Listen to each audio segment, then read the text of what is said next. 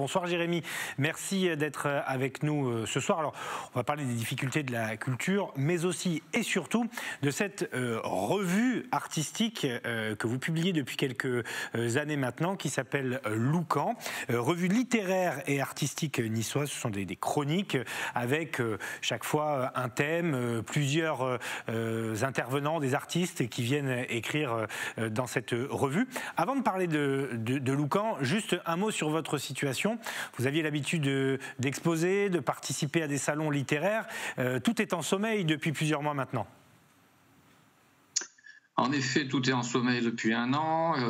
Au niveau des expositions, c'est vrai que là, c'est pas une période qui est évidemment propice, les lieux culturels ne favorisant pas la venue de public. Et puis...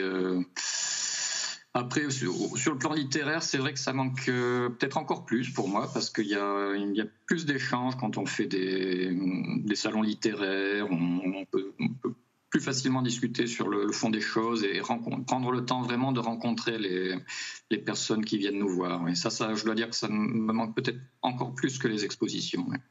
Vous traversez comment cette période? Est-ce que vous travaillez malgré tout? Est-ce que ça perturbe votre inspiration, vos personnages? Vous avez une identité propre à votre travail. Comment vous vivez tout simplement cette période?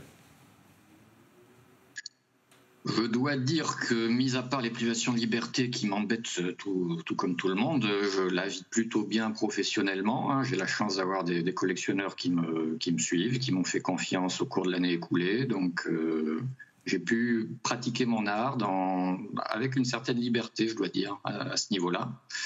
Et il ne faut pas oublier que j'ai aussi une activité de graphiste à côté de ça qui est agréable mais néanmoins alimentaire, qui me permet d'être moins dépendant que beaucoup de mes confrères, que ce soit dans le monde du spectacle ou des arts plastiques, qui eux doivent souffrir beaucoup plus et dont j'espère qu'ils arrivent à avoir accès à toutes les aides qui peuvent leur être proposées en ce moment. Alors c'est toujours un petit événement quand un nouveau numéro de Loucan paraît, c'est le 7e du nom. Le principe, c'est de faire intervenir des écrivains, des journalistes, des artistes, des personnalités sur des thèmes précis. On y retrouve aussi des photos, des dessins. Et puis donc pour ce numéro 7, vous avez choisi de nous emmener un peu loin, de nous faire voyager, puisque le thème c'est tropique.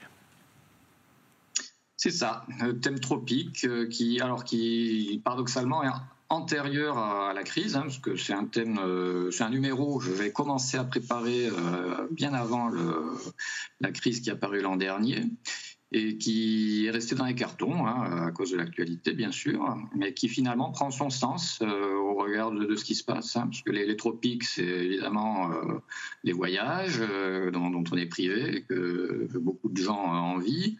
C'est aussi, ça peut faire penser à tout un tas de maladies tropicales, et je pense que d'une certaine façon on est en plein dedans quand même. Et un numéro très littéraire aussi, parce que c'est souvent la part belle à l'écriture, mais là, ce sont clairement des hommages, des références à Lévi-Strauss, puisque vous le dites sur la 4e de couverture, qu'il soit triste comme chez Lévi-Strauss, du Capricorne ou du Cancer chez Miller. Vous citez Aimé Césaire aussi. Vous allez même jusqu'à dire que c'est un hommage très clairement à Aimé Césaire. Donc beaucoup d'inspiration littéraire dans ce numéro.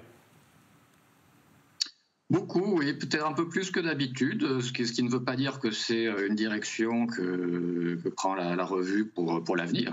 Moi, j'ai toujours voulu être très libre par rapport au contenu éditorial de cette revue. Donc, ce coup-ci, il y a beaucoup d'écrivains, de poètes, il y a de la réflexion, il y a aussi quelques artistes, dont Maurice Maubert, qui nous a fait une splendide couverture avec une de ses gouaches sur le thème des masques, justement. Et je pense aussi à Rémi Saglier, qui est photographe. Mais c'est vrai que c'est un numéro qui est plutôt littéraire, avec des textes dont je dois dire que je suis très content d'avoir récolté pour cet opus. Ouais. Voilà, des textes de Marilia Delaroche, par exemple, Jacques Drouin, Peter Larsen, vous avez cité Maurice Maubert, Stéphane Renaud aussi, qu'on retrouve dans ce numéro. Et puis, évidemment, un premier chapitre qui vous est réservé, mon cher Jérémy, avec un titre plus qu'évocateur, Chloroquine, mon amour. Vous n'avez pas résisté à traiter quand même d'un thème d'actualité. Alors c'est surtout le titre qui J'ai fait un petit clin d'œil. Le contenu avait été écrit lui aussi il y a 1 an et 2 ans, donc je l'ai un petit peu adapté, je l'ai retravaillé, mais sans en modifier vraiment le fond. Et j'ai trouvé amusant de faire un clin d'œil à cette petite nouvelle que j'ai écrite toujours sur ce thème des tropiques. Hein. C'est un périple maladif tropical, on va dire, et j'ai trouvé amusant de faire ce lien entre ce médicament qui a eu son heure de gloire, feu à son âme, et ce texte qui parlait justement de maladies tropicales. Alors je l'ai avec moi parce que évidemment on a la couverture en photo, mais vous voyez c'est un format de poche au prix de 5 €. Comment on peut se le procurer? Je sais qu'on le retrouve dans les galeries d'art, avant dans les musées, mais pour l'instant la plupart sont fermés. Donc comment vous comptez assurer la diffusion de ce numéro en pleine crise sanitaire? Je le fais petit à petit. J'ai commencé à distribuer dans les galeries partenaires de la revue, celles qui ont précisément annoncé dans ce numéro, à savoir la librairie Galerie Laure Matarazzo, 46 boulevard Risso à Nice, ainsi qu'à la Ferrus Galerie sur le port de Saint-Jean-Cap-Ferrat. Donc prioritairement, ça m'a semblé évident de favoriser ces points de vente qui m'ont fait confiance. Et petit à petit, je vais faire la distribution dans d'autres librairies, lieux culturels, tant qu'on nous laisse la liberté d'y aller. Et puis Internet, www.lou-camp.fr.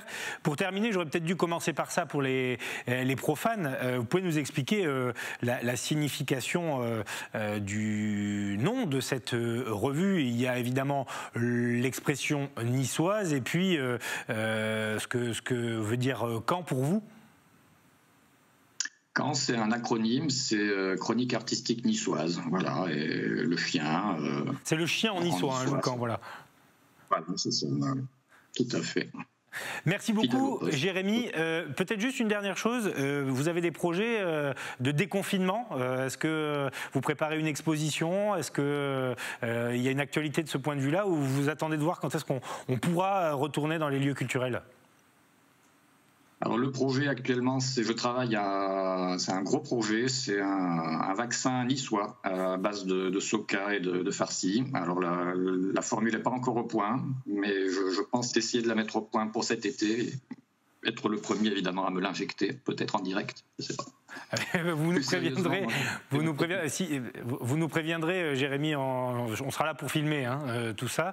Après, si ça s'ingère sous forme solide, un peu comme le Pambagna ou autre chose, je suis volontaire aussi pour en expérimenter les effets. Je vous mets en phase 1, alors très bien. Merci Jérémy Taburki, artiste plasticien et donc à l'origine, j'allais dire l'auteur, mais non, puisque plusieurs auteurs participent à ce numéro 7 de la revue Loucan que j'ai ici, 5 €, www.lou-camp.fr. À bientôt Jérémy, merci d'avoir accepté notre invitation ce soir sur les antennes d'Azur TV.